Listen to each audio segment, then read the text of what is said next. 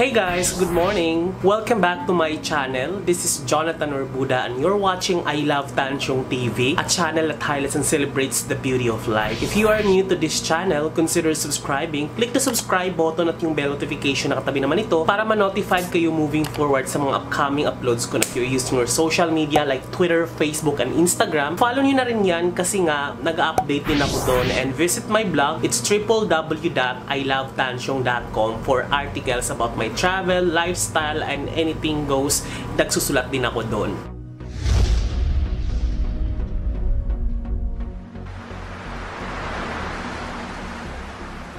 In this video, sobrang excited ako na i-share itong plant na nabili ko sa kapitbahay ko dito sa tinirhan ko dahil sobrang appropriate siya sa lifestyle ko in the recent past nung na-lockdown na. Kung napansin nyo sa mga old videos ko guys, more on plants yung mga sinishare ko. Not because na dahil hype siya or dahil sa kasikatan siya or dahil nagkaroon ng plantito-plantita concept due to this lockdown. Hindi po. This was actually started when I created this workspace and then nabanggit ko na ano kayang pwedeng ilagay dito sa aking workspace na bago kong ginawa dahil nga naka-work from home ako. And then you guys suggested na magkaroon ako ng plant dyan lang sa corner dyan. So it just so happened na when I bought one piece of snake plant, sunod-sunod na siya at sobrang addicting talaga ang magkaroon ng plant sa loob ng bahay. So refreshing, nakakatanggal ng stress. And then I just realized na sobrang dami na pala nila. Ayan sila guys, oh. Sobrang dami nila dyan sa gilid at saka meron din ako dito sa baba, which is I'm going to create another video about it, plant tour ng mga plants ko dahil nga hindi pa sila kumpleto, may mga paparating pa sila galing sa mga probinsya. Nagkukolekt talaga ako ng mga plants guys dahil nga sobrang fulfilling yung nararamdaman ko na nakikita ko sila na sobrang healthy and at the same time naalagaan ko. It's a mutual or symbiotic relationship, not just scientifically but yung mindset ko sobrang refreshing talaga na makakita ng green. Meron kaming group sa Facebook sa tinirhan ko sa condo na to, sa establishment na to.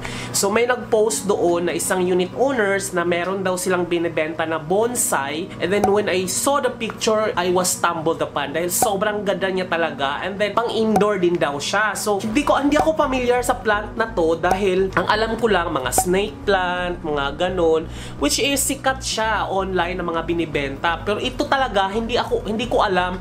So sobrang malaking adjustment sa akin kung ano yung care tips niya, kung ano yung mga proper watering schedule and all that. So nagtatanong-tanong muna ako doon sa seller, at the same time nag-google ako, and I just found out that this bonsai, hindi pala talaga siya bonsai talaga. Alam mo yung kahoy talaga na pinaka-hardwood, hindi siya. This is, scientific name is Copaea hysopifolia or known as Mexican heather, false heather, Hawaiian heather, or elfin hub. So medyo Latin ito dahil galing ito sa Mexico, sa Hawaii, Guatemala, more on western Latin country siya galing. Pero hindi ko alam kung paano nakarating to sa Philippines dahil nga yung Hawaii kasi sa Mexico medyo dry sila doon and then at the same time mainit. So I think kaya siya nabuhay sa Philippines dahil nga medyo tropical country, di mga Mexico, yung mga ganyan, Hawaii, medyo maiinit, saka medyo humid. Eto, kaya siya siguro nakarating siya sa Bicol dahil galing ito ng Bicol and I bought it amounting to 380 pesos. Door to door na din siya, all the way from Bicol talaga. Maganda siya dahil kung titingnan mo talaga siya, sobrang, nung pinost ko nga to sa social media ko, ang daming nag-comment, ang daming nag-like, ang ganda ng plant mo. Hindi nila in-admire yung mga iba kong plants. Dito talaga sila kasi nga, napaka-capturing. Alam nyo naman guys na kung nag-bonsai tayo ng isang kahoy, alam nyo na sa Japan, pag nag-bonsai tayo para magkaroon ng perfect bonsai talaga, it takes years talaga, parang 10 years, dekada pa bago mag-form talaga ang bonsai. Pero nagtaka ako, sabi ko, bakit nagkaroon ng bonsai ganyan? Tapos ang mura-mura, 380 pesos lang. So nung tuningnan ko pala siya, isa para siyang herbs or mga stem, diniscipline siya or parang minold siya para magmukhang kahoy using yung alambre. Maganda yung pagkakagawa niya, pero may mga napansin lang ako na may mga nababaling mga stem dahil nga siguro pagkakabend niya, nababali siya. Nung dumating sa akin to, sobrang fresh, mamasa-masa pa, at sobrang daming flowers. And then, in the latter part, medyo may mga nalalaglag na dahon siya. Dapat talaga nakalublob siya sa tubig, moist talaga, talagang spray dry, dapat yung humidity niya sobrang intense, sobrang as in, kung ano yung care mo doon sa snake plant na talagang pinabayaan mo siya, sobrang dry, kabaligtaran, as in, extremely kabaligtaran. Dapat, ang ginagawa ko dito, binabasa ko talaga siya ng todo-todo. And then, after 1 week na to sa akin guys, may mga kunting nalalaglag na mga dahon. I think part of cycle na siguro kasi may mga suloy din siya na tumutubo. Tiningnan ko yung mga patay na dahon at talagang pinuntahan ko sila doon saan nagpunta talaga. May mga stem pala na balik due to forcing para maging, alam mo yun, para magaganon-ganon siya, para magiging kahoy-kahoy siyang ganyan. Originally, nung binili ko to, semento lang na parang pot, clay, bato, or parang semento lang siya, doon lang siya nakalagay. And then may mga nakalagay siyang mga moss or algae diyan sa taas, parang magiging visually pleasant siya or aesthetically tingnan. Hindi siya pwedeng ilagay sa isang plastic lang na may nakababad na tubig. Sabi ko, dapat talaga lubog na tubig. And so I decided na lagyan siya ng mangkok. So mangkok lang to guys, nagmukha lang siyang vase, pero ito yung mangkok talaga na pinagkakainan ko talaga. So nilagay ko siya dyan and then nilagyan ko siya ng tubig. So on the first 3 days, ang nilagay ko na tubig ay galing sa gripo lang talaga na parang filtered siya. Ay intense na natin itudo kasi naka-aircon din naman ako guys, and then sobrang dry dito, walang humid kasi nga aircon. So ang ginagawa ko, ini-sprayhan ko siya nito. So hindi pa ako nakontento, nilagay ko sa ref yung ganito para sobrang lamig, and then ini-spray ko siya every hour, or pag halimbawa naman pagising ko, nilalagyan ko siya mismo, talagang alam mo yung galing talaga sa ref, talaga sobrang malamig-lamig pa, talagang nilalagyan ko siya dyan. And then ayun, sobrang healthy, ang lalaki ng mga dahon. At yung unang batch kasi nito, yung pagdating nito, sobrang daming bulaklak nito. Pero ngayon wala na. Pero may mga sumusulpot-sulpot na bulaklak. So feeling ko happy naman siya sa akin talaga ng the way I take care sa kanya. Alam nyo naman, sobrang overwatering kaya nga nag-fungus yung mga ibang snake plant ko dahil talaga sobrang alaga hanggang sa na-drone sila at nagkaroon ng fungus root rot dahil sa overwatering. So parang na-divert yung attention ko sa sobrang extreme overwatering. Sa kanya ko napunta. Kaya natuwa naman siya. Pero tingnan mo, pag ginaganyan-ganan ko siya, mamasa-masa siya, kaya yung mga ugat-ugat niya talagang basang-basa. Isang batch to na pinadala dito sa city from Bicol to Mandaluyong. Sobrang daming kumuha. Parang may mga unit dito na kumukuha, and then feedbackan ako nung seller. Girl, yung iba na dry, na kalbo, talagang nakalbo ito, na dry, namatay. Alam mo yung ganun, sabi ko, hala, bakit sa akin sobrang green na green? Parang sabi naman niya green thumb daw ako. Pero hindi ako naniwala kasi na mayroon akong green thumb. Naniwala ako the way you take care your plants. Parang isipin kasi natin na hindi lang siya ornament. It's a living thing na hindi lang siya pwede i-neglect sa gilid. Dahil nga porket maganda siya tingnan, ini-neglect mo lang siya, i-water mo lang siya once in a while. So I treat them as a living thing kasi nga bio nga siya, diba? So ibig sabihin kasama siya sa biology, kaya nga siya may merong kingdom plantae. So kung ano yung buhay na hinahanap natin, yun din yun sila. It just so happen na talagang stationary lang sila, nandyan lang sila sa gilid. So ang nakakatuwa kasi dito, as in uhaw na uhaw sila. Like after 2 hours, natutuyo na tong tubig na to, bumababa siya, and then nilalagyan ko ulit siya ng yellow or di naman kaya iced water. Nilalagyan ko siya dito talaga galing sa ref. Nakakatuwa nga pag halimbawa nagtatrabaho ako sa gabi, nilagay ko siya sa gilid dito sa gilid ng table habang nagtatrabaho ako.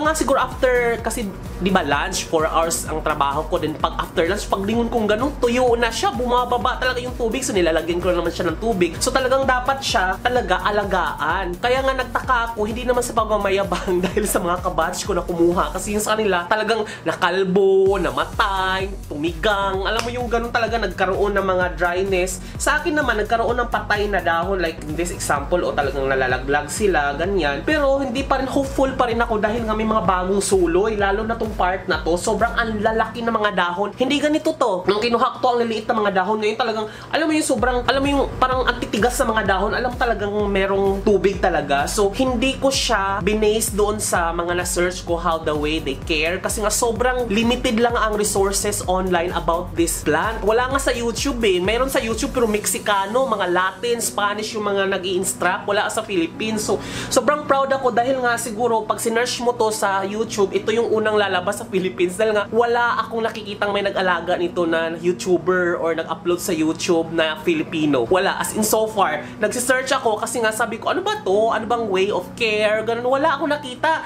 Ang nakikita ko lang talaga mga Mexicano, Latina na nag-i-instruction how, mga care tips na ganyan. Hindi ko naman maintindihan kasi mga Latina eh. So sabi ko, ang hirap naman ito. Tapos pag sinearch ko siya sa Wikipedia, Google, kukunti lang din ang resources. Kaya ko siya sinearch dahil nagtaka ako. Sabi ko, paano ginawang bonsai? Pwede pala siya na grass siya eh, herb siya eh. May mga stem siya eh. Kumbaga, ganyan siya kaliit na lumalaki siya ng 60 cm. Parang mga 24 inches ang kanyang laki pag ilagay mo siya sa pot. Then, namumulaklak siya ng violet, merong white, and then yung foliage niya ay sobrang maliliit, ganyan. So, umaabot siya ng mga 2 ruler ang taas niya. So, feeling ko, kinat, tapos pinagsama-sama yung stem, iniwanan na lang ng kukunting dahon sa taas, at finors na magiging bonsai. So, kasi nga, ano naman siya, trainable naman yung stem kasi nabibend siya. It's just so happen na pag extreme yung bend, nababali. Nakikita ko may mga bali dito. O, ayan o. Siguro, yun yung mga namamatay na mga dahon. Pero yung iba, sobrang healthy. And then, sobrang happy ako sa kanila dahil namumulaklak siya ng tuloy-tuloy na nasa loob siya. So, hindi ko siya ipinaarawan. Talagang walang araw. Talagang yung ano lang, lampshade lang paggabi. And then, yung ilaw dito sa loob. Minsan, binubuksan ko yung bintana. Pag galito, tulad dito, nagbablog ako.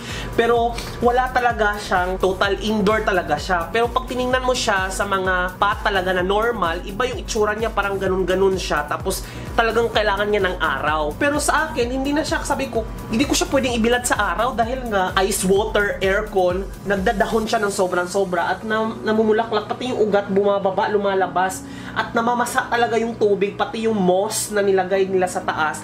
Talagang mararamdaman mo na uhaw talaga siya. Kasi nga, yung tubig pag bumababa dito, mamasa-masa yung tubig. Talagang alam yung sinisip-sip niya talaga. And then hindi ako nalalantahan. Merong mga malalanta siguro dito, pero ayan o. Nasasad talaga ako pag nalalanta guys, kinakabahan-kabahan ako, which is hindi naman it fits the purpose of having a plant. Kaya ka nga nag-plant para mawala yung stress mo, maging refreshing. Pero pag nalanta siya, Diyos ko, nakaka-stress dahil nga buti kung pinulot mo lang siya sa gilid, eh talagang pinagastusan mo siya, dumaan pa siya ng logistic, alam mo yung delivery, mga ganon.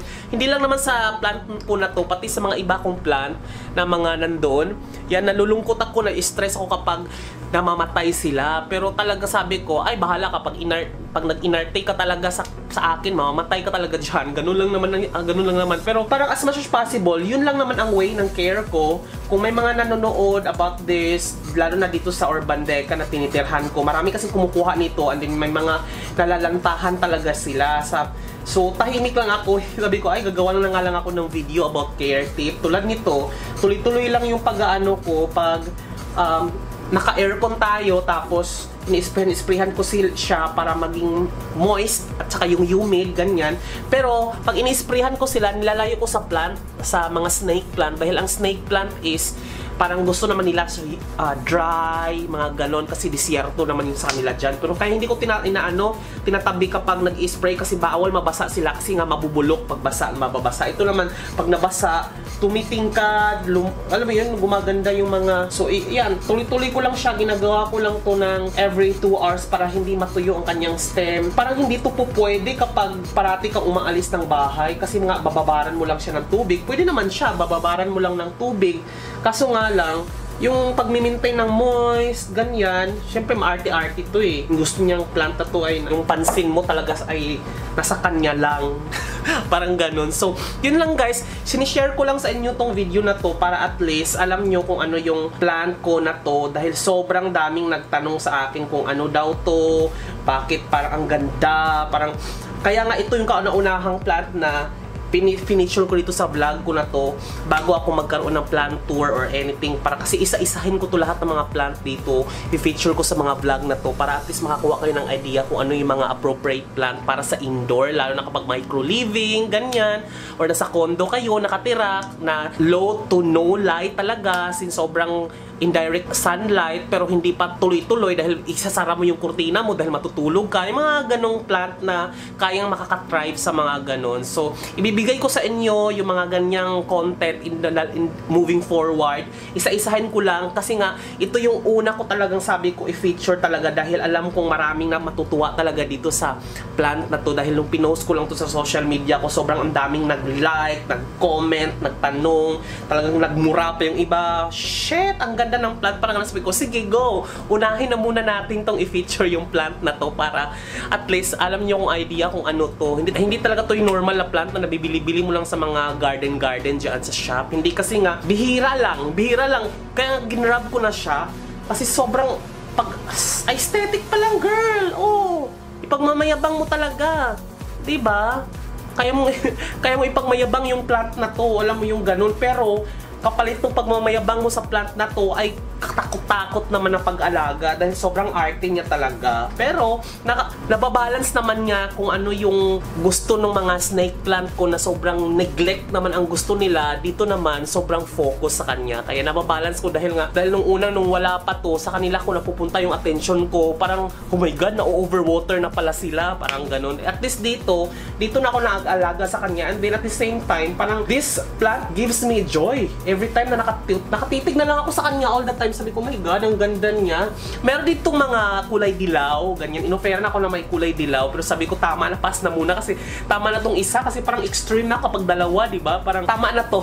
So, yun. Kung gusto nyo umorder sa plant na to, guys, I'll put the link down in the description below. Hindi to sponsored, pero at least alam nyo, kung gusto nyo bumili, go na kayo. At least nakakuha kayo ng idea kung ano yung type of care na ilalagay nyo sa kanya dahil sobrang arte talaga nito. Pero, may karapatan naman siya mag-inarte, girl. Kasi tingnan mo naman, di ba? Mistisa, maganda, o di ba? Naka-aircon, pangmayaman ang kanyang lifestyle, o di ba? Tingnan mo, wala na nga akong makain eh. Pinag ko ito, igigisa ko na to kapag igigisa ko na to pag wala na akong ulam eh. Kasi nag-inarte talaga siya, di ba? Para siyang living things talaga na alam mo ipaparamdam niya talaga sa iyo na uhaw siya dahil nga bumababa talaga yung tubig. Tingnan mo, bumababa na siya.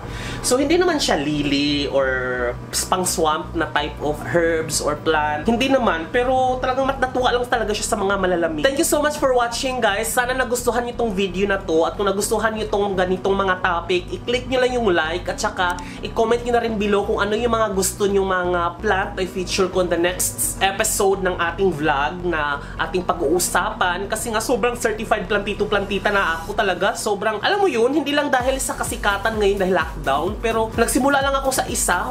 Hindi ko alam na may ganun palang way of living na mahilig sa plant. Parang nagkaroon lang ako ng isa, sunod-sunod na lahat. Parang ganun, di ba? So, parang dumadami sila ng dumadami. Kasi it's so addicting. Mag-collect ng mga ganyan talaga. At least, meron kang ma-divert yung attention mo dahil nga sa post-traumatic depression na naranasan natin anxiety due to pandemic, yung mga worried natin, at least ma-divert. Just do all the necessary action para ma-divert yung attention natin sa ating challenging na situation ngayon. So, kung meron naman siya, medyo 380 naman ang kanyang price, and then kung ang 380 ay namamahalan ka, edi wag mo nang bilhin. Pero kung ang 380 is worth it para makapaligaya sa'yo and then ma-divert yung attention mo, then go ahead and buy this plant kasi this is worth it for the 380 pesos. So yun, at yung way of parang care mo sa kanya, binabalik din niya sa akin through joy while I'm staring at this kind of living thing na parang, oh my God, green na green, parang habang nagtatype-type ako ganyan, habang nagtatrabaho ako, stress, paglilingon lang ako ganyan sa akin, parang nawawala yung stress ko, parang ganon. So, sana nag-enjoy kayo sa video na to, guys. Once again, this has been Jonathan Urbuda saying, keep smiling because life is worth celebrating for. Kita-kita tayo sa ating next vlog. Bye!